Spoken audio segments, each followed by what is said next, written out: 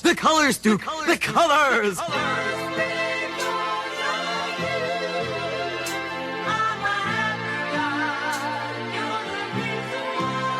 Let's go! Colors. I got colors in my flow. So many. Colors. I got colors in my flow. Colors. That's right. That I got colors in my flow. Yeah. Colors. It's your boy Flo. Let's open it up, man. It's colors in my flow. Welcome to the Minority Trailblazer Podcast, and it's your boy Greg, the culture change agent. You already know on this show we interview young, successful minorities in a variety of fields to educate, empower, and inspire our current and future generations of leaders. And first and foremost, I know y'all listening, and it's season 5, episode 1. Y'all just listened to a new intro for this show only. And the artist of that, Nate Key, is the guest host. And who is he interviewing? He's interviewing me. I know you're listening right now. You're like, hold up, is this a ghost? It's been 8 months. I ain't seen him on Facebook. I ain't seen him on Instagram. I ain't seen that man on LinkedIn. As a matter of fact, it's 1:06 a.m. Thursday morning.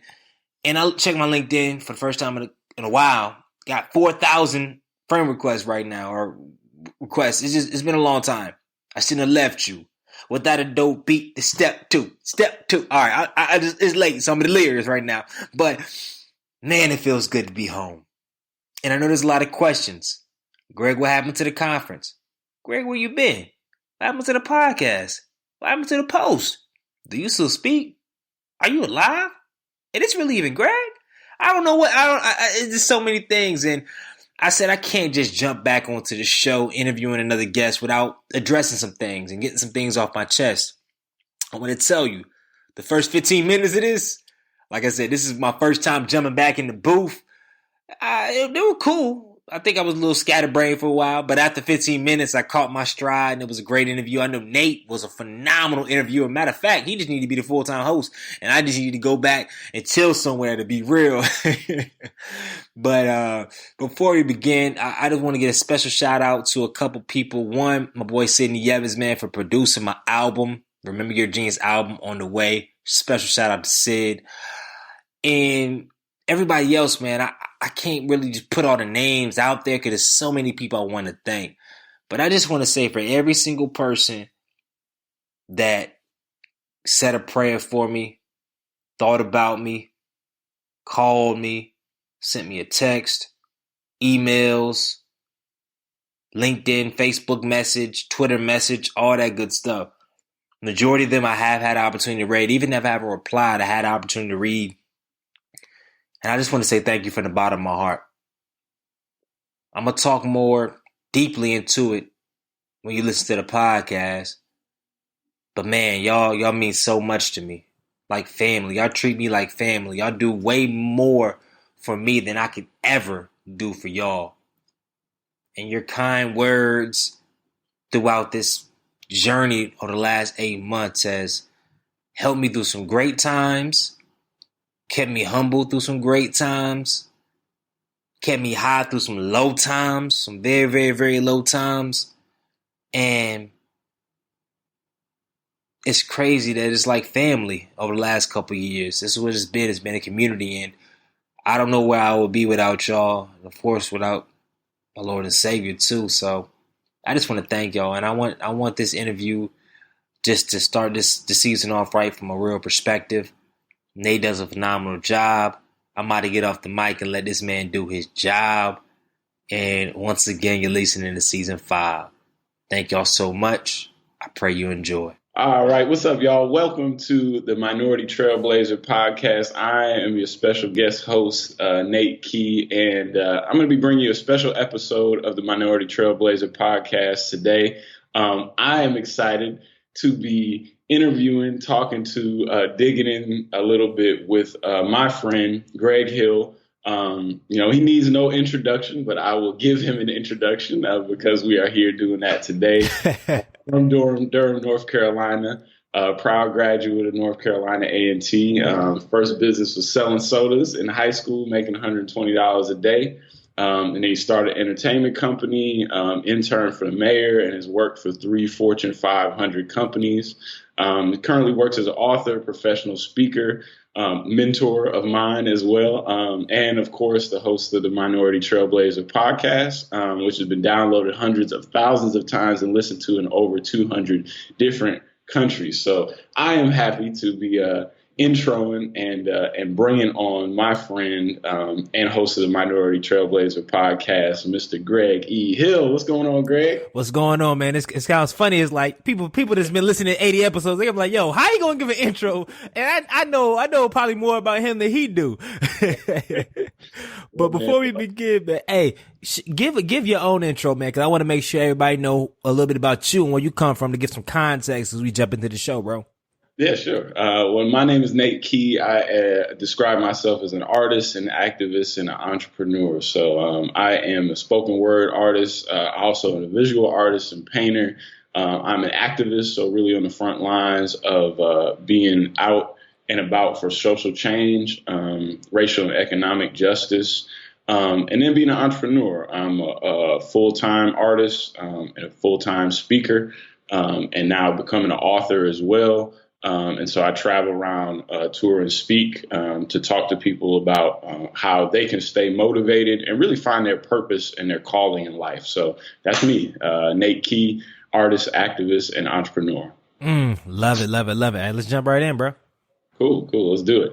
I want to first talk to you about where you been at. You've been off the grid for a little while. I tapped out of Matrix. So what you been up to, man?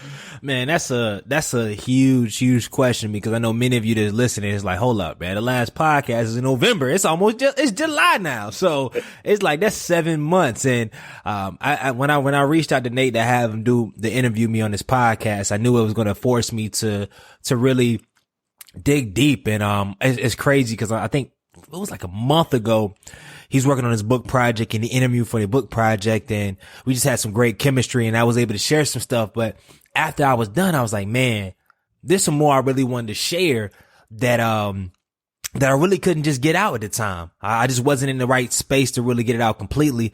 And I knew that coming back on the show, bringing the Minority Trailblazer Podcast back, I couldn't just come back with another episode and just completely act like I've been gone for like 7 months. So I didn't think I would rock, but the question is, where have I been, man? And it's a loaded question. It's a big question. But like I said, I think I built this podcast on being honest and authentic and being direct with y'all. So I just want to keep it that way. And I guess I'll start with November. I guess November, the time was, and I'm going to answer a couple questions at once, but, we just started promoting or starting to kick off the tour, the Minority Trailblazer, not the tour, but the actual conference. It was November. The conference was in March, so we were about to kick it in the next gear, promoting it. But around that time, I just knew something wasn't right. Just something wasn't right. I don't know what it was, but something was just not right going into November. And I looked at it, I was like, yo, I'm putting this conference together pretty much by myself. I mean, I had some people that were helping out. I won't mention their names here, but yeah, some great people that were helping out, but I also had some people that I could have contracted to help out in the beginning. But at the time, I just didn't have the funds to do it, to really bring them on. And honestly, I just thought judging from the tour that rolling out a conference wouldn't be that hard. Like, we did 10-city tour. We had a great turnout. It was phenomenal, like momentum. So I was like, a conference, I mean, as long as I book the space, everything else is going to be easy. And then as the months and days started to trickle on, it just realized that it is not going to be that easy. And then around December, and this is just being real, December, my car broke down in October. And then November, I realized that there wasn't going to be no coming back for this car. Like, the car was done. The only issue was, I was like, well, I can get another car. Money was coming in. However, and I think I mentioned it in my book and I mentioned it on my previous podcast, I still didn't have a license. Like, I didn't have a license for like 4 years. My license had expired in college. There was a time where I had a ticket. I kept getting tickets for registration. and I didn't have no money to pay the registration tickets. And eventually it ended up lapsing and my license got taken away. However, it's been many years. Even when I was working in corporate, I was working in different states. So I didn't necessarily need a license to get pulled over. It all came to fruition when I realized I had to get another car. In order to get another car, get insurance and all that other stuff. I mean, I already had insurance with my parents, but to get to another car, I had to have a license. I didn't have a license. And that took an odyssey of around 4 months and around $3-4 grand to get my license back. And that was a journey in itself. So I'm talking about to fast forward real quick. It was from around November to around April. It's like six months where I didn't have a car at all. Like I was Ubering everywhere and getting rides from my boy Terry T. Crump. Nate has helped me out a couple times with rides. So I was in a weird space where imagine myself, and I'm just walking y'all through it methodically in December, haven't been driving for a month, have no clear roadmap on when I'm going to get a car, but then I'm still speaking and working on this conference. And at the time I was like, yo, it just doesn't seem right. Like things were just not going right. And then on top of that, I just was scared to pull the plug on really promoting the conference because in my heart, I knew that I just didn't have enough, organizational skills and a team around me to really bring it to fruition like I wanted to bring it on. And plus two, I was going to have to bankroll majority of the conference myself because I waited too long to get sponsorship. So I was in a whirlwind of a time in December and I said, okay, my homegirl, Joanna, who runs a phenomenal company. She's actually going to be in a podcast pretty soon called All Here. She had put some things together and I was going on a trip to the Bahamas in January. So I said, man, this trip to the Bahamas is going to be phenomenal. It's going to really just give me a wait time. I'm going to speak and I'm going to have a chance to reflect and I'm going to come back January motivated, pumped up and to really bang it out and promote for this conference and get everything back on track. Went to Bahamas, had a great time. But when I came back, I realized nothing had changed. I'm going to take y'all through my day to day. My day to day, I mean, some days I was up at 4:30. Some days I was up at 12. Some days I was reading books. Some days I watched Netflix all day. Like I was in a weird downward spiral trance of just not knowing what I wanted to do. It's crazy. Like how in a 2 months process, a guy in my own mind could lose all my confidence and a lot of momentum because of my insecurity about the conference. And unfortunately, around the end of January, that's when I reached out to everybody that I had talked to about speaking and told them that I was going to have to postpone it until next year.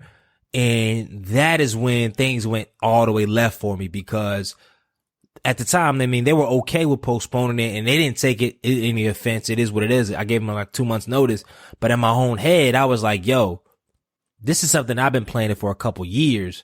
And I'm sitting here having to tell people that was going to waive fees. That was going to put me in their schedule to come speak at a conference and I'm postponing it. And I just felt so small, so weak. So I don't know, man. And I wasn't able to fully address that mistake and move on. I dwelled with that mistake instead of, I was crazy. I was at church one day, yesterday and the lady said, she had just lost her husband a year ago. And she said instead of, she had to realize she couldn't get over it. She just had to get through it. But at the time I was trying to get over it and I just couldn't get over it. And I let 1 week turn into 2 weeks, turn into a month, turn into 2 months. And come March, I was still in the same space. I hadn't been on social media for a while. Luckily, I mean, I had a run group with brothers like T Crump, Nate, Mark, which every Monday we were able to meet. And I had a church to go to on Wednesday and Sunday because without that, I don't know what I would have been able to do because it's crazy how what some people may see as small, like, hey, this is a conference, bro. Just a conference. You'll be all right. You can do it again next year. For me, it was one of the biggest failures that I've ever done. And I just carried a huge amount of shame. And I think that's probably the theme of the last 7 months has been very shameful of not being able to go through, being shameful of having the weaknesses of being depressed again. Like I wrote a book about it. We was on stages, killing stages, talking about how you defeated, how you had a momentum and not just having that living free.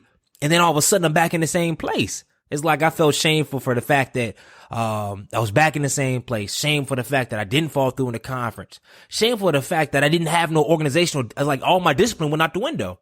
The Mr. 430, run 5 miles a day, went from waking up at 9, 10. Some days some weeks not being really locked in, man. And luckily I had things already signed up as far as gigs and some other things where financially I was straight. But just mentally, I was just in a very, very, very, very, very, very, very different place, man. And so where have I been? I've been just growing, learning. Most importantly, man, just trying to take some time to reconfigure how I see myself and reconfigure who I really am. Because at the end of the day, I think sometimes specifically in this public figure space, as my profile beginning to grow in 2017 and we were looking for a breakout 2018, it was just, people around me had what their perceptions of what they thought who I was and who they think I was or who I could be. But in myself, I felt like I wasn't comfortable of where I was going. I wasn't comfortable with decisions I was making. And it's a weird space when everybody else is bigging you up and you in your head or behind like, yo, that's not me. Like I was thinking about mistakes. I didn't give myself any grace. And I think that's one thing that we talk about. And I talked about on my prior podcast is we can give the world so much grace, but our own self, we can give ourselves no grace. And I think that was one of my biggest detriments. And it took me many, many months just to get over the hump. Through countless conversations with friends, through church, through therapy, through all these different means, just to get back into this place now where we're recording podcasts, we're having a tad more discipline, and we're moving forward. So, I know that wasn't like a definite 1, 2, 3 answer, but to say where have I been, man, I've been all over the place, but in the same place, man. But I'm just so blessed that I'm alive. Cause I mean, I ain't gonna lie. There was some days where I just like, yo, I never said I was going to jump off or do nothing crazy, but in my head, I was like, I don't deserve to be here. I don't need to be here. I'm not adding anything. And I kept questioning like, yo, I was just a guy. I kept looking at the past like, yo, we were just on fire. How do you go from on fire to like drowning so fast? And there been so many people sending emails, calls. I mean, and I'm just overwhelmed with the support from people like, yo, checking in. And it was just a very difficult time where we're out of it. We're ready to kind of showcase a lot of the content. I'm developing and pushing forward, man. But yeah, dog, like it's been a eye-opening last 6 months and half of the year, man. And if there's anything you want to ask in correlation to that, but yeah, dog, that's kind of it in a nutshell. Yeah, I'm remembering. So we've been playing in a basketball league together, and started doing more mentoring and iron sharpening iron over the past about month. But like when we were playing in the basketball league, I was remembering a time where we were all just kind of like, man, where's Greg at? You know, like where's he at? What's going on? Like, let's just make sure this brother is all right and he's good. Because knowing that you're busy with planning stuff as a friend, as a person who has gotten to know you better. I'm looking for if this is a time also where you just learn the value of other people, the value of having those relationships, in addition to having more grace with yourself. So what's the biggest takeaway that you would say from this time? What did it teach you the most? Or what did you learn from it the most? Man, I think you hit it directly on the head, Nate. Like the two biggest things was I have some of the best friends and supporters in the world, bar none. Like I never realized, because it's crazy when you're doing what you need to do, when you're disciplined, doing all this other stuff, you tend to think it was you. I mean, of course people help out, but you think you're doing like a lot of the heavy lifting. Like you the guy, you put it on your head, you got the discipline, you got the demeanor, you got all this other stuff. But then when you realize, when that kind of gets taken away and stripped down, it's like, I got to realize like, yo, there's a lot of other people around me that's supporting it. And then also too, how real their friendships were. Like I know, T Crump, leader of the Rebel Run group and, one of the co-founders of it. And I mean, I'm talking about for 6 months, dude, I rode with him to church to pick me up from church. gave me a ride back from the run group on Monday. Shoot, rides to the practice, rides to everywhere. Never asked for nothing, and never, like, you know how some people, they do you a favor and they act like, oh man, this is last time, bro. Or you can tell their demeanor, they not rocking. Like, yeah, nah, bro. I'm talking about 6 months straight, never complained, never asked for nothing. And not only that, though, we had great conversation. Like, our friendship, our brotherhood went to a whole different level. Like, it never would have, we never would have been as close as we are now if, like, the conversations we had, just both of us, not me just like venting, but both of us just back and forth. And then me just getting to know you a lot better. I mean, just over time, and having like the fellowship on those Saturdays hooping, or having that fellowship randomly during the week, or those times we went to Bojangles and just chilled and talked for a while. Like, the stuff that they used to say, okay, like maybe getting a couple hundred likes, or maybe having a good Facebook ad that goes viral, or having like a couple thousand downloads, stuff that used to light me up. Now it was people. Now it's a relationship. So I just got to see a whole different type of depth. And I think like that's the biggest thing, the time off that I've learned, is I got some strong people around me that I see some phenomenal stuff in, as well as freaking the emails that I receive from people, like just genuine emails, just checking in, saying, hey man, I know we haven't listened to content, man, but how are you doing? People text and calls, and just humanity in itself. Like, I never realized how many lives I've impacted, but also too, how many lives have impacted me. Like, it's just, I can't, if I could have a whole hour-long podcast just thanking people just for checking in. Like, you know, there was days where it was like, man, I'm not here at all. And then somebody would randomly send me an email, and I would say, I ain't reply to a lot of them, but I read them. I took them in, and I'm like, yo, and just focusing on that. So I think that's the biggest thing that I learned during this time off, is just that, one, like I said, relationships, and two, that it's okay. I had to tell myself that. I had to remember that, like, it's okay, G, like, it's okay. And I think that's what's comforting me to this day. And I don't want to use it as a crutch, but also I will say that, yeah, so that's kind of where I'm at. Yeah. I'm thinking about, for other people that are listening to, like, we all, I mean, myself included, and everybody who, whether they're in an entrepreneurial space or not, we all go through what we think is failure, you know, or what we think of as failure.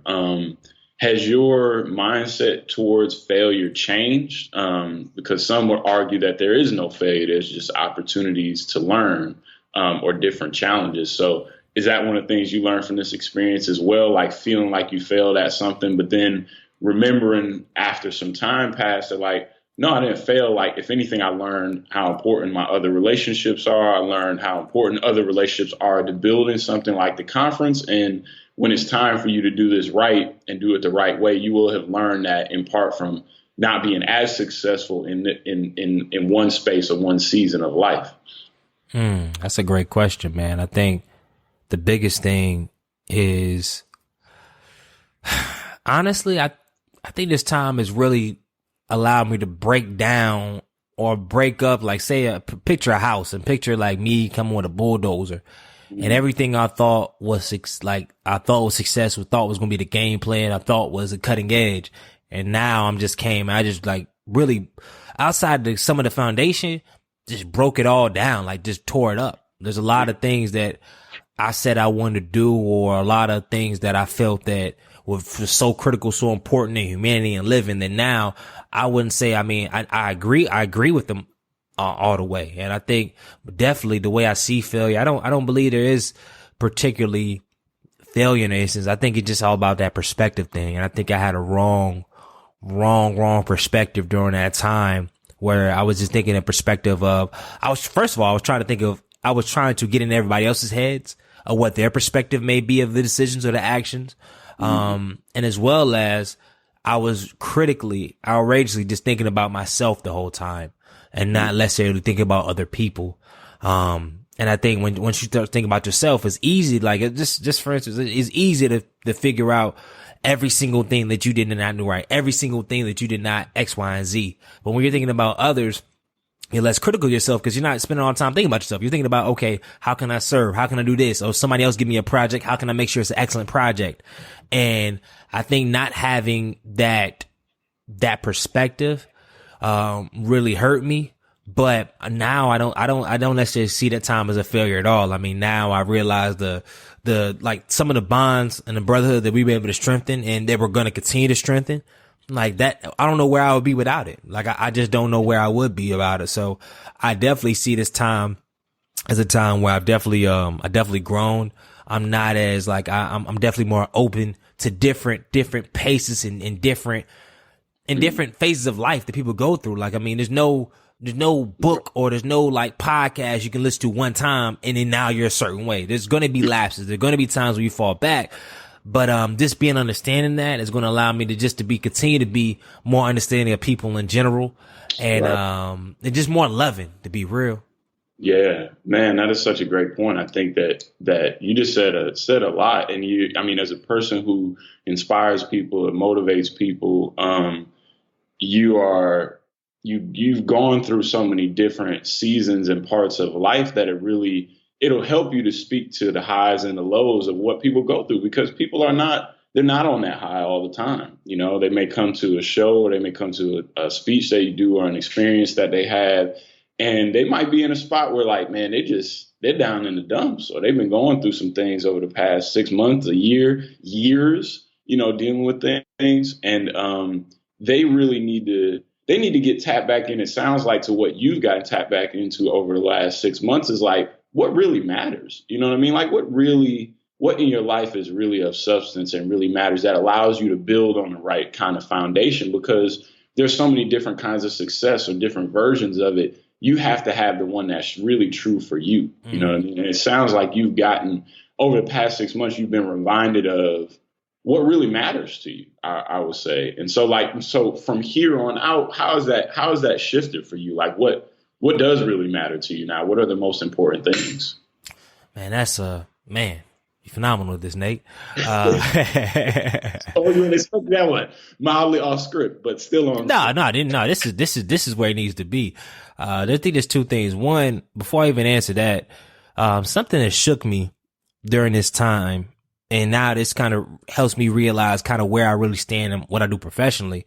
My young brother of mine, we didn't talk for a couple months here, but he had reached out and he was like, "Yo, G, man, you can't go off the grid like this, man, because I mean, me and my young boys, we see you as kind of like a hero, man. We witnessed what you've done at A&T and what you've done thus far.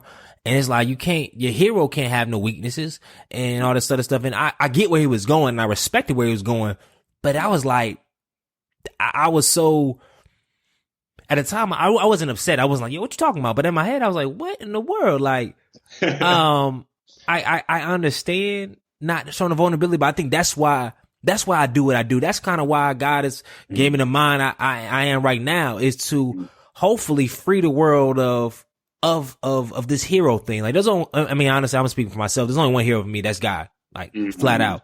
But the whole, when it hurt the core, I was like, "Yo, we not supposed to see you vulnerable, bro. We don't want to see you like that, dog." Like, and I get that, but I said the whole reason of me even doing this podcast, the reason why I speak, all that stuff, is so that hopefully I can encourage society to be free again.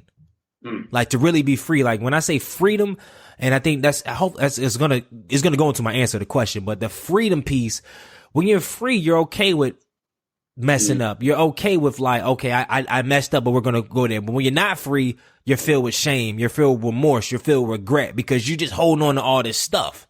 Right. And I'm like, I want to push a culture where we're all more free. Like we're all not putting on masks. So I don't want you to see me as a hero. I'm nobody's hero. Like I'm just not like, no. That's never what I said. I never said that. I never gave off that kind of interpretation. No, if anything, I made a living off showcasing every one of my weaknesses. And I want to continue to do that, because that's the only way I know I can live free. And so your question is, what does success mean to me now? I think it definitely has changed. I think success means to me, and I'm glad you asked me that, because I think that's one thing I'm actually going to put in my day-to-day journals. And so I can constantly be aware of, because it's easy for society, like, because you can have, I know what success means to me now, but if you don't keep checking into that, society will continue to twist it. Because we live in a society where all around us, right? Oh, you 30? Oh, this is not what you say. You 35? Here's what success means to you. Your parents saying it. Even this, and the crazy thing is, the people that are saying it, they don't even believe that's what success is. It's like, it's crazy. So I'm like, I'm not trying to get caught up in that matrix. So success means to me is really having those friendships and those deep relationships, like those deep relationships. That's one thing. Two, the second thing is really making sure that internally that I'm happy, because when I'm happy, I can genuinely make others happy. I think I've been able to make people happy without me genuinely being happy. I mean, that's just a gift of being able to talk. Like, I mean, I know there was times I was on stage the night before, I was just in tears, or I was just like, I didn't want to be here. And then on the stage, rip it for an hour, go back home, and I'm in the same mood. Right. So it's like, but I know I'm just that much more in tech when I'm focusing on my inside first. And I think now my focus is way more inwardly. My focus is not, okay, I want to do this conference this year. I want to have this podcast network. I want to be the best speaker. I want to get to 10,000 speaking. Nah, I think as long as that my relationships are strong, and that my habits, and I'm working on that, and I'm just consistently growing, all the other stuff will come. But I think, I guess the biggest thing though is just really, making sure the people around me that, I'm just having real relationships with them. Like, nothing's fake. Especially with my core boys and my people. If I can't be real to them, then what are we living for? Right. Yeah. Yeah, man. Yeah. You're not trying to put on like this front or go after some success that really is like somebody else's version of it, somebody else's life, really. Like, there's one part in there where you said something about where you're pointing back to what really matters, and you're looking inwardly. And I want to just for a second, before we make the transition towards what's going on that's new, what are you working towards? How important is your spirituality in that process? Because like, as you dig deeper into yourself, what keeps you grounded, and where and how important is your faith in that process? Is that what you end up digging back towards? I believe that everybody, regardless of what you believe in, I think everybody has some sort of grounding. If you're, regardless of what you believe in, you have some sort of grounding. I guess the challenge is consistently tapping into whatever your grounding is. And my grounding during this whole time has been in my faith, and because I really believe that is the only thing. This is just me being personal. That's the only thing I can really count on that doesn't change. Because I know I change, people change, situations change, seasons change, everything can change, but my faith doesn't. And that's so comforting, because I know that, like, I can say if we restart this podcast and people stop listening, or say if the gigs dry up, say if I just took a career as a teacher, say if I just did something else, was never in the public eye again, never reached what I thought was success in the past, never really did anything of note from a society perspective, I know that wouldn't change the way God sees me. That wouldn't change that. I don't think when I die, God will be like, yo, were you the national speaker? Were you this? Were you do that? Like, I mean, as long as I utilize my talent in some way, because people, I think I misread what the word meant about utilizing talent. I thought when you utilize your talent, that means that you're going to be widely successful and known for your talent. And I don't think that's necessarily the case. I think when you utilize your talent, that just means you're known to the people that you're around, the community that you're around. That doesn't mean that necessarily you're going to be a star, be famous, or be a world changer. I mean, what happened to being a local changer, a house changer, a friend changer? Like, I realized I wanted to be a world changer, but some of my friends just were messy. Some of my relationship with my family is messy. Not messy and like sloppy, but I'm not changing them. Like my brother, I'm not changing them. My relationship with my family, my mother, my father, I'm not growing that. My relationship with my boys, we really just, everything's rocking, not having real conversation, not being intentional. And I want to change the world? What kind of sense does that make? Wow. Man, I feel like people need to just digest and chew on that for a second. I need to, because that's really where the Bible says where your treasure is, your heart will be also. So if our treasure is out in the world, and we're constantly trying to reach out and go towards these new horizons to seek stuff, in many ways, even though that's part of being like a pioneer, we're not focused on the things that are right in front of us that we could be impacting, whether they're things in our community, their relationships in our family, like you said. And there's so much of our time that can really be spent with an outward focus that there's people that are wildly successful, but their marriages are falling apart or their personal relationships are just like in shambles. So, I mean, I'm just grateful to be involved in this conversation, to be reminded of that again, myself as well, to get the focus back on what it should be on, and that's all that God has given us in our lives right now, just right now. If you take that to the world global stage, that's wonderful. That's phenomenal. Like if he has you to do that in your local community or in other places and states and neighborhoods, then that's what he has for you to do. But keeping that focus to the relationships and the people and the things that he has already given you to impact is just, I think that's right. That's just right down what people need to hear. That's right down the alley. Because of the way that the world can have us to focus on stuff that's not those things. And what's really important. And there's two things. I'm glad you brought that up. There's two things that I wanna rehash. Another thing about I realized in November of last year that I was on a dangerous path, and the dangerous path that I was on was I know if I continue doing what I was doing, I would hit majority of the goals that I believed. However, with my relationship with my parents, relationship, like I said, with my friends, relationship with people that I did business with, was not going to be copacetic. Like there was a lot of the corners that I cut because I said, well, shoot, I know I'm doing the right thing from a high level. I'm doing the right thing. We're impacting the right people, but I wasn't going about it in the right way. There are certain things I just kept falling short on with my communication, just following through on certain things. I was like, well, I didn't follow through on that, but I'm doing good. I'm doing good at what I'm doing. I'm helping people. So it's okay for not being able to follow through.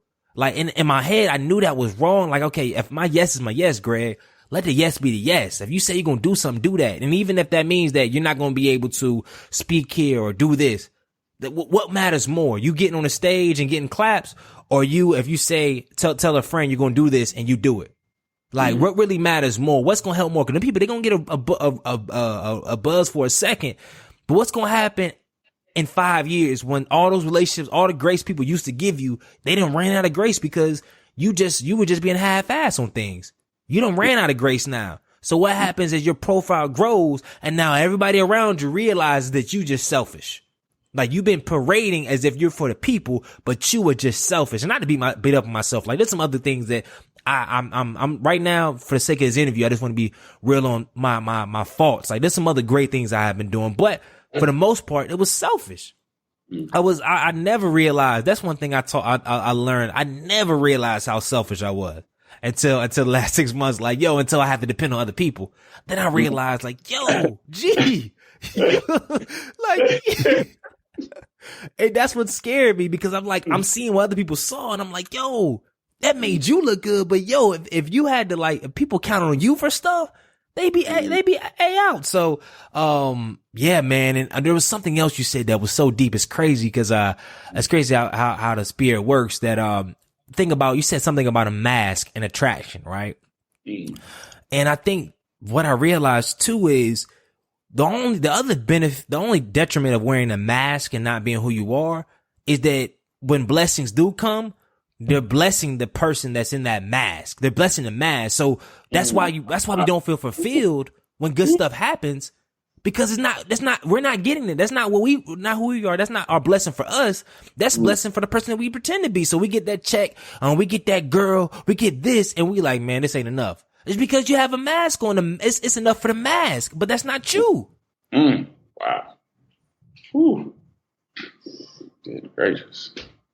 Yeah, and even as it feeds that thing, you got to become more of that person behind the mask to be able to keep what you got. It's like you can't really even be the authentic version of yourself because you got to keep the mask up just to keep what you got. Just keep what you got from it. And just think about this too. And I'm so glad that the questions you've been asking has just been phenomenal. And I think one big thing is about, all right, when I said about treating our friends or before we change the world, thinking about our relationships with our friends and whatnot. I know not to get too deep, but I know last 3 weeks or so, we started this, bi-weekly, like just prayer trap, devotional stuff.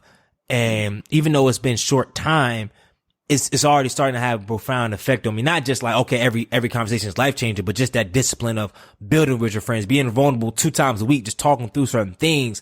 And I'm like, yo, that's on a small scale.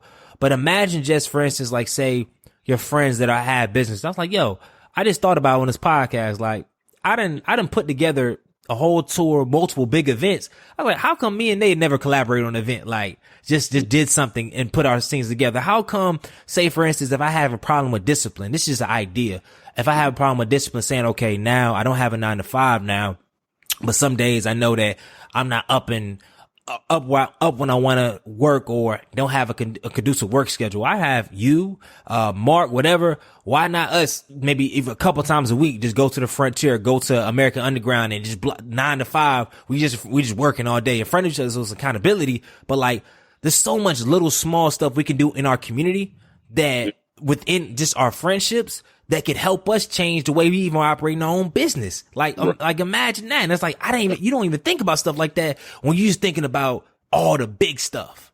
Yeah, right. And I think you said an important word before that. Wow, I'm experiencing this word in other relationships that I have, and like the value that hopefully God is like dredging me of. But it's just that pride, thinking about pride and like what it doesn't allow us to do oftentimes. Like it doesn't allow us to learn. It doesn't allow us to be vulnerable.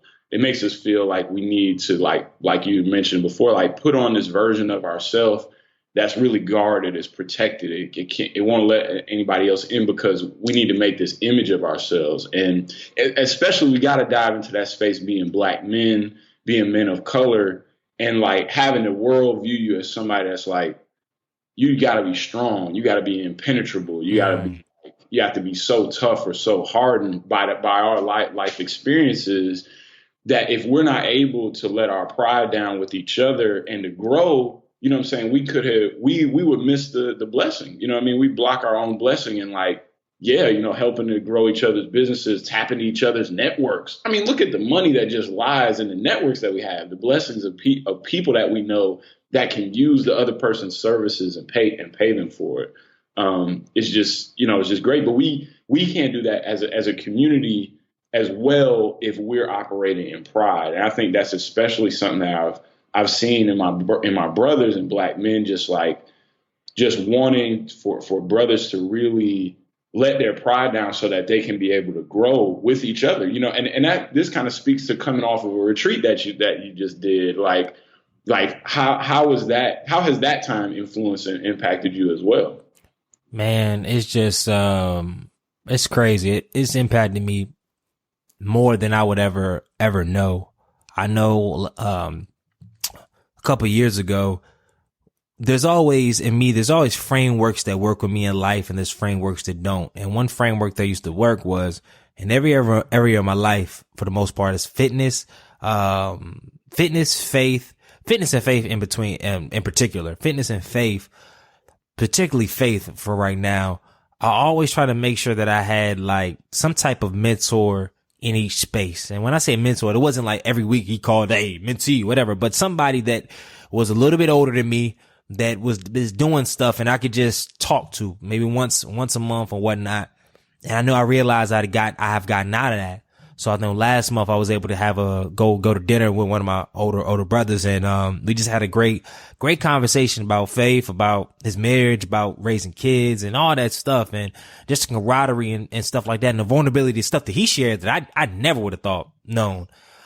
Just created such blissfulness, man, and it helped me in a lot of different ways. And to answer your question directly, I think that it's so tough as a Black man or a person of color to really be vulnerable in a sense, because as what you said, the media portrays us so majority of the time so negatively that when you are succeeding, you only want to show the best part because you're like, yo, I don't want to show any, there's already enough negativity. So I got to show off everything that I'm good at, everything that I've achieved, and Right. etc.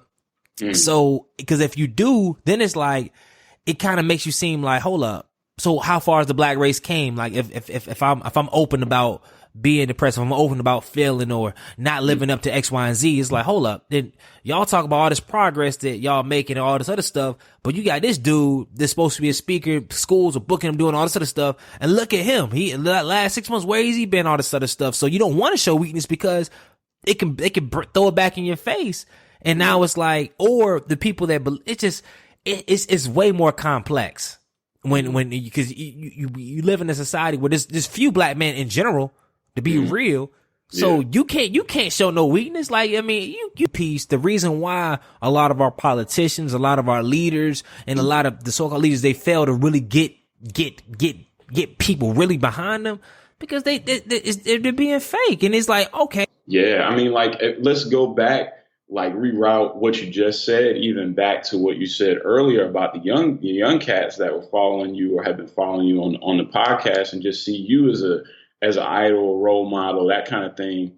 It's like, yeah, whether or not you want to ascribe yourself to being somebody else's hero, I mean, a lot of ways, even for me, like us being contemporaries and us being friends and both of us being mentors to each other, like I experience your greatness, you know what I mean? And a lot of times I experience your greatness because of your desire to be a little bit more vulnerable or be a little bit more transparent than other people.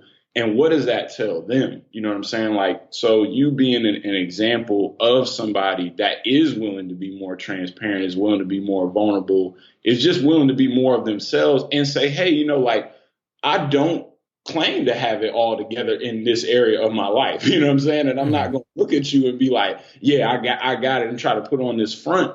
That inspires them to do the same thing. You know what I mean? And I do think that that's just one of the reasons why, you know, the podcast and the books and the speaking has so much value, because I believe that you inspire other people really to just be themselves. You know what I mean? And like what you're doing with the younger people is like really pointing them back to them. Like, yo, y'all there's nothing that I'm doing that you can't do. You know what I'm saying? And in fact, it really just requires you to be more real, to be more transparent, and to not put on that front that you might feel pressed or other people might be pressing you to do.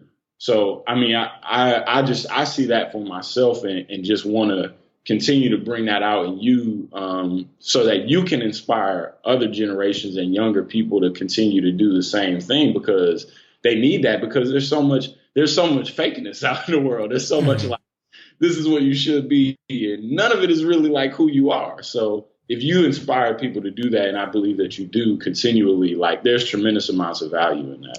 Man, I appreciate that. And one question I will ask before we move forward is, I think I always battle with responsibility, because I feel like as I know for myself, as I get older, I do have a responsibility to continue to grow, because that will only help myself and help others. But the word responsibility, for some reason, just keeps going in the back of my head. Like, what is that? And that's a study that I'm going to study. I'm going to continue to study. Like, what does that really mean? Not society's responsibility or responsibility for your household. I know, I get all that. I'm just talking about responsibility to others. Is your responsibility to others to be responsible for yourself, or is your responsibility for others to, like, I battle with that word responsibility, because that's something I always struggle with. I think that I do a lot of stuff without having it being responsible. But then when I'm actually responsible to do a lot of stuff, that's when I feel a lot of perceived pressure. That's when I feel like it's a lot more weighing on me that I have to do it for the people. And then sometimes I can be in a detriment of my own self. But, you don't got to answer that. It's something that's been in the back of my head that, I really can't. It's specifically responsibility as a black male. That, cause it just, it's way bigger. I feel like as a black male, or a person of color in general, than say from other cultures. Yeah. I mean, I would just speak towards that. I don't know if I can really answer that question in full, but, just that, you know, there's this concept of think globally, act locally, right? So it's like, if I think globally and act locally in my community, then my responsibility is really to continue to pursue being the best version of myself and to be what, God would have made me for in all aspects of my life. So whether that means being a friend, being a father, being a musician, an artist, and to show up in those areas of my life. And when you say the word responsibility, like in particular, I think that it means being the best version of yourself, because I've known for myself and for other people these seasons of life that we go in where we know that we're supposed to do something different and better, but we constantly feel this tug of something that's trying to pull us back into a life that we no longer live. You know what I mean? A person that we no longer are. And it calls us to be more responsible for operating in God's greatness that he's given us, because every day that means I need to be able to grow. So I can't really go back to the old version of myself. I can't handle situations, before it might have been somebody might have made me mad. I might have just cussed them out or deleted a number off my phone and had, fly by night kind of relationship with folks. And now if I'm responsible for growing and I'm responsible for being the greatest version of myself, some of these things we got to talk out. Some of these relationships I manage them differently. I have to encourage them differently, and I can't just skip out on them. And so I think that when you're talking about being responsible, the way I respond to that is by saying, am I being the best version of myself in all these areas of my life, knowing that I can't change everything, like the whole world is not for me to change. That's the weight that I have to take off of me and place on the altar. But what has God given me to change inside of my own heart? And how do I go after that every day so that I can be the best version of myself? Because that's what other people who are connected to me need to see. They need to see that I'm constantly trying to grow. And even though I'm not perfect, I'm aiming to grow every day. That's, hey, you said it right there, bro. So I want to know, what is next for you? What do you see in your future, in the near future, but then also what are you forecasting to let people know what will be coming up that they can continue to see you on and hear you on? Because I'm interested in following you on the journey as well. I think the biggest thing, there's a couple things. I speak from a business perspective and then from a personal perspective. From a business perspective, what you can see is the next season of the Minority Trailblazer Podcast. Like we got episodes at the episodes already in the can, so that's huge. So I'm excited about that. Also, I do have a motivational album. It's already done. This tracks are done. I just got to maybe add an introduction track that speaks specifically towards it, because I want to make sure when I release it, I got to be real with certain stuff, and it's been done for months, but I wasn't in the space to release something like that and then feel real about it. You feel me? Like I don't want to release a crazy motivational album when I'm still searching for something, when I'm still growing in a certain area. I mean, I'm always going to be growing. Not to say I'm going to wait till I'm perfect, but it's like, nah, I want to make sure that at least my foundation is strong before I release some content like that. Like this it wouldn't feel right if people be like, yo, I'm banging out this more, I'm motivated, I'm doing all this stuff. And I'm just like, going through the motions. Like, nah. So that's going to be on the way soon as well. And then I guess the one thing that I'm battling with is, if I will go back on the road at the end of the year. So either whether it be a high school tour or whether it's going on, an extended Minority Trailblazer tour with some wrinkles. It's going to be a little bit different than the last time with some wrinkles. So yeah, y'all gonna have to keep updated on that. And also too, I am working on a book, Quarter Life Crisis. I'm not sure on the release date. It's looking like maybe September, October. I haven't put that down. I'll know that by the next podcast, but my album, new season of podcast, a new book that's going to be crazy, and then probably some sort of a tour towards the end of the year, and then hopefully too offline we could talk about doing some type of joint event within the next couple months. I mean, I got some ideas. We had a great Durham version of Trailblazer last year. It won't necessarily be a Trailblazer event. It might just be something curated that's just very impactful, man. Like there's so much stuff that I know that's been on my heart, it's been in your heart, and then others, creative people that I think we could really help and aid Durham in some way. So, I just thought about that since we've been talking. But yeah, man, so definitely that's on the business perspective. On the personal perspective, I think what's next is, just continual growth, man. Continual growth and honesty. And I think just, a continue freer version of myself. Nothing contrived, nothing doing it just cause. I'm really in the space of really, making sure that I'm being true to myself and putting out content that really resonates with my soul, that I know it's going to resonate with other people. And, just continue to grow with my run group, with the church, with my inward circle, like with my brother. My brother just graduated high school, so I know we need to have having some intentional stuff that we do on a monthly basis. So just being, my next phase of growth for the next year is being intentional with my relationships. Like, I want to make sure that people that are in my inner circle know that we have strong relationships, like legit. Like if people that I talk to on a weekly basis, I want them to know that I'm being intentional about growing those relationships and having strong ones. Because at the end of the day, that's what's going to last, until death. Not, fame, not, downloads, not tours. That's all cool stuff. I meet a lot of great people along the way. I met a lot of great people along the way. But the people that's close to me, the people that will be able to attend funerals, people that will attend birthdays and all that stuff, like, I want to make sure those relationships are tight. Yeah. So how do you, I'm thinking of this quote that somebody told me, is that when I was worried about some relationship or friendship, and they were like, is a person going to come to your funeral? And I was like, I had never thought about that before. I was like, you know what? They're probably not. Like, I don't think they're going to come to my funeral. He was like, should you really be that concerned about that relationship? Like, we want to manage all of them to the best of our ability, but especially digging in on the ones, like you say, the ones that really care about you, the ones that really invested in you, and you're invested in them. You want to manage those well. So my question after that is, how do you do that? Like, how do you have a balance with like relationships, work life, being an entrepreneur, and just really like being there for people? Because sometimes you have these relationships and like you need to do something for somebody who you really care about, and it extends you past where you would normally be. You know what I mean? Like whether it costs you something, whether it's sleep or it's time or it's something else you could be working on.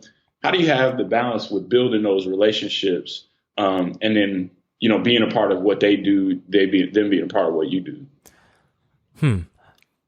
That's an interesting question. And the way I would answer this is I'm doing my best now to incorporate majority of my relationships into my life. Like say for instance, our relationship, having it is, and it's not, and everybody can't do it this way. But for me, it works.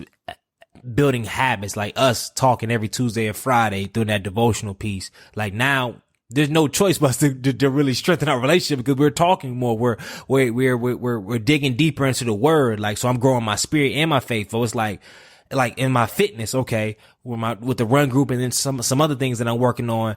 My friends are attached with my fitness. And then with my family, like me and my brother, us building our relationships, we're meeting on a monthly basis, talking about certain things. So it's taking less of me thinking, oh, I got to check in with certain, cause I haven't heard them. I haven't talked to them in a minute. Now, majority of my close relationships is already institutionalized, really, because we meet on a frequent basis. And I challenge other people that are having struggles building or strengthening relationships that are close to them, is seeing what areas of life that y'all can both grow together. That, so it's not like you're seeking out, like it's not like I have to call you, just to call, just say, hey, what's up, man? Checking in. That's cool. But it's even better when us growing also allows my spiritual life to grow. Right. Or me and T growing and Mark is growing a lot, and it incorporates having Rebel Run grow. And then the church, there's so many people involved in the church, me attending on Wednesdays and on Sunday. People are like, oh, why you go to church? Greg, go to church every day. Well, it's because, a lot of my friendships are there, so that's what I'm gonna be. So it's like, just really looking at your life in the areas you want to grow in, and then seeing which friends that you align with that can help you in those areas, and you can kill two birds with one stone. So I think going forward, I think that's one area, that's how I've been able to navigate growing, or continue to navigate growing friendships, is just putting them in places where I'm already at. I'm already seeking to grow, and then growing with each other. Right. Yeah, that's amazing. Well, yeah, I mean, I definitely want to continue to champion it seems like your mental shift is going more towards being more unselfish and just like thinking about how you can. It's funny how when we think about how we can benefit the lives of other people do that for us. They're like, man, what can I do for Greg? You know what I mean? Like Greg is thinking about how he can do this thing for me. Like, what can I do for Greg? And I just want to continue to champion that in you, because I definitely think we continually need more of that as entrepreneurs and just as people, as spiritual beings. Like what you put out is what you're going to get back. And if we take more responsibility for just being that change, being the change that wants to see other people do well, our greatness and our purpose and our success is wrapped up in the success and the greatness and the purpose of other people. And I just want to continue to champion that in you. I believe you do a segment during the podcast that's called Rapid Fire, Rapid Answer, right? Yep. Okay, are you ready for that? Are we ready to transition to that? Oh, yep, be ready. It's gonna be fast now. All right. So I'm gonna ask you some specific questions, and you can just fire off. You know how you do. I mean, you do it already, so you already know how you do. So the first question is, who has been your most exciting guest to interview, and why? That's a very tough question. That's a very, very, very tough question. I believe I'm more so, I'm gonna talk about type of guest, because I don't know if I can really narrow it down, because I'm a prisoner of the moment. So I'm like, I'm thinking about, but there's so many interviews, and I guess the ones that are really engaged and excited, just genuinely excited. You could tell when you get on the call. Not to say it's something's gonna be a bad interview, because I don't think I've ever had any bad interviews, but more so it was like, all right, I'm gonna have to go ahead and bring out the A game. I'm about to pull it out. I'm about to amp up the energy. But people that are really just excited about life and excited about challenges and excited and encouraged to share those challenges. So I guess I'm just always engaged and enlightened and always excited to talk with people that are real on certain stuff. They're not trying to brand themselves a certain way. I'm not really into branding. I know it's contrary to popular belief. I understand branding, but I don't really like branding like that. Like, I be who you are, and I'm telling you, it's gonna blow, because this is the key when I say that, because then as you are who you are on a big level, then the people that can help, like with the graphic stuff and branding stuff, they'll find you. But when you're just trying to brand yourself a certain way, I can't respect that no more in the business way. Like, I'm not on that. And I've seen too many people be successful without necessarily having great branding to allow me to believe that, no, just be who you are, accept help. That doesn't mean just be like, be who you are. If you can't spell and out here to doing random stuff, like, nah, I ain't saying that. But, I ain't with the whole branding movement. So the people that just real to themselves, not try to get on the show and just try to say they have it all together, just trying to share authentic stories. So that's kind of where I'm at. Awesome. That's what's up. If you could add one habit to yourself and you could take away one habit, what would those be? One you could add, one you could take away. Man, I'm taking away the habit of my love for bread. Like, I'm good for 2 or 3 days, but then I'm like, I need a pizza or I need something. So I think about bread. I love bread. And not to say I eat it all the time, but every 3 days I'm like, I need to get a piece. I need to get this. So my love for bread, that's what I think I would take away. One thing I would add,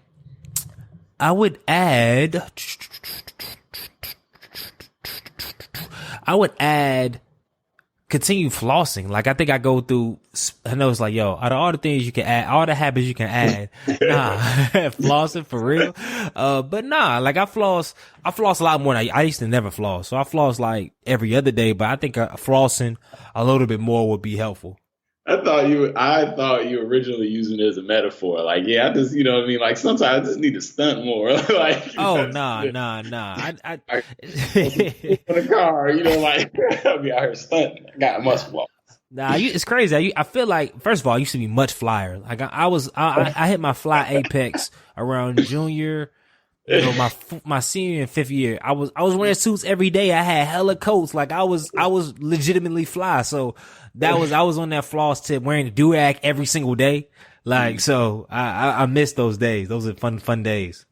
Oh man, well you still fly. You still fly. But I know I'm gonna get back there sooner or later. But it's it's not as important to me as it was then. Yeah, I feel you on that. What is your biggest fear? My biggest fear has always revolved around getting too deep into a career that was not meant for you to be. Mm-hmm. Because even to this day, I mean, it's still sometimes it is a struggle. Like, hold up, because I know if I would have been in the finance, if I would have stayed in finance, I probably would have been close to a director by now. Like, all the programs I was in I was fast tracked and I graduated at 21. So if I would have graduated, I was tendered to graduate at 21. So if I graduated on time and never really went the entrepreneurship route, by this point, I'd be close to director, making 100 plus easy. So then it's like, but then a part of me is like, well, shoot, I enjoy teaching as well. So what about being a principal one day? But it's like, I can't do every career. You feel me? So as a fear of mine of, eventually falling on the sword of the wrong career track and path. So sometimes that is kind of fear. Yeah, understandable. Along, I guess, similar lines of fear, what's the biggest mistake that you've ever made on stage or like publicly in front of people? Oh man, shoot. My biggest mistake was probably, I've almost made my biggest mistake was I showcased the chicken story one thing. I was on Netflix the night before I had a speech, and I watched the Netflix series about chickens, about how they're contained and how they're produced and all this other stuff. And I was like, you know what? I see some principles in this, man. I'm about to go ahead and do this on my next gig. So I had a gig at a church and I just told this chicken story. And I mean, some people got it, but in my head when I was saying, I was like, yo, this is wild. Like, you are really making a story about chickens. And it wasn't like a 3-minute story. It wasn't like a closing. My whole message was based about chickens. And I was like, yo, G, did you really just make a message about chickens? And I still got the tape. But I'm like, what in the world, bro? Like, there was some principles there, but I didn't do enough digging to really get distract the nuggets I needed. Chickens and nuggets. The nuggets. So I was like, bro, I'm really on stage talking about chickens for 20 minutes. I'm going breaking down chickens and how it can. And I'm like, yo, killing chickens. I'm talking about there's kids in the audience. I'm talking about killing chickens. It was wild, man. I was like, gee, you wilding right now. So I got off the stage like, man, never again. That track will never see the light of day.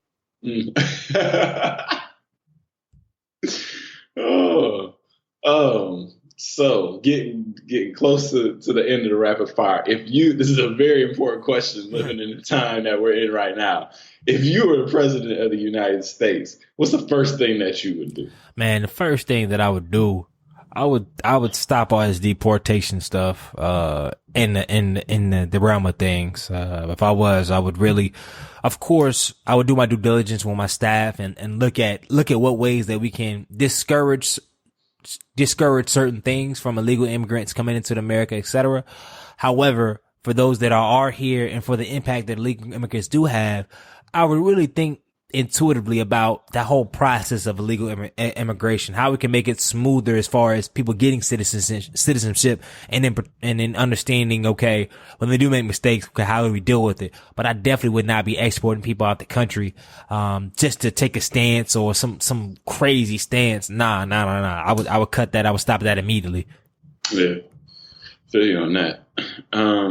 So one last question I have for you, is kind of broad, but if you have, and you do have already a large platform to talk to people, what's the one message that you would really want to leave people with? What's the one thing that you would want to close with and have them keep on their mind, given continually at far extended reach as you have? What's that one message? What's the one thing you would want people to remember? It'd be 3 words. It's okay. Smile. That'll probably be it. I think that, the narrative of this podcast has been, I think us as in general, not just black people, everybody in general, a lot of people are just very, very hard on ourselves. We think too much. I think we put a little bit too much maybe into life.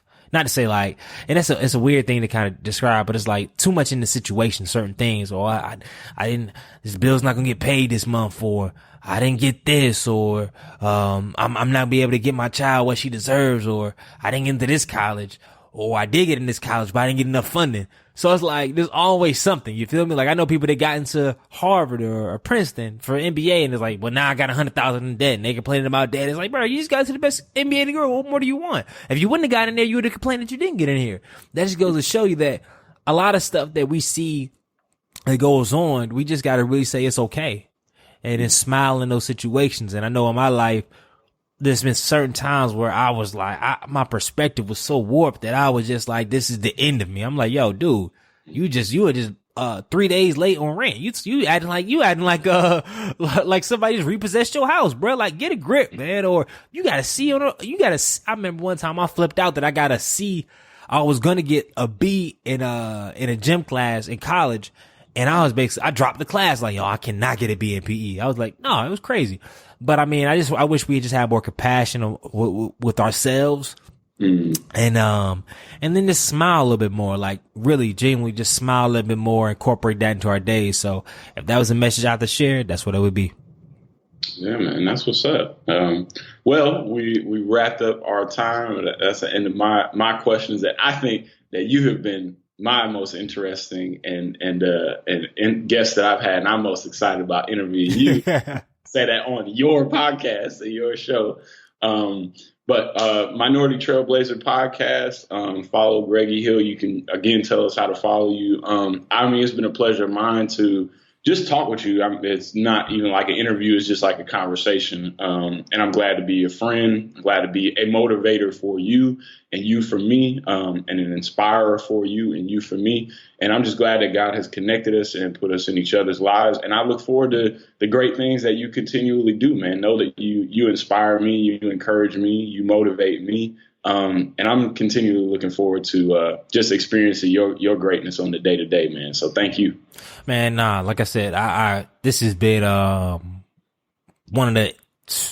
I believe this is going to be one of the best interviews of season 5, if not the best. And just in general, man, I just believe that all these situations and all these conversations are meant to happen, are meant to be, man. So I just continue to thank you for being a blessing, in my life and allowing this conversation to have and to have the right perspective. And, just for continuing to grow, man. So I'm just encouraged to see how we can continue to challenge each other, challenge the culture, challenge Durham, challenge our friendships, challenge Rebel Running, challenge, the church, challenge just every aspect of our lives to continue to grow, get better, and be on one accord, man. So I appreciate you. Cool, man. Yeah, right back at you. All right, so Minority Trailblazer Nation, you already know what to do. 1, make sure you subscribe, tell a friend. 2, make sure you're changing the freaking culture. Good night.